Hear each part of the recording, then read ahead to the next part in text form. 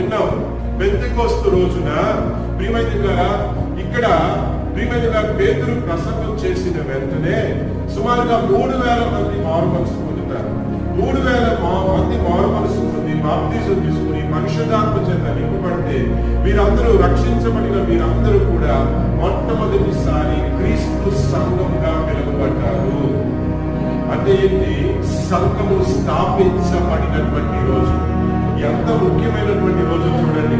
హల్లెలూయా. ఎవరైనా ఒక చర్చ్ కంటే ఆ చర్చ్ ప్రతిష్ఠ చేసినటువంటి రోజుని గుర్తు చేసుకుని ప్రతి సంవత్సరం పండుగ చేసుకుంటారు.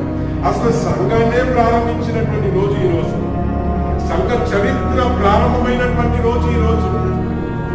దేవునికి స్తోత్రం. ఇంతకు ముందు సంఘం అనేది లేదు. దేవునికి స్తోత్రం. హల్లెలూయా. క్రీస్తు సంఘము స్థాపించబడినటువంటి రోజు.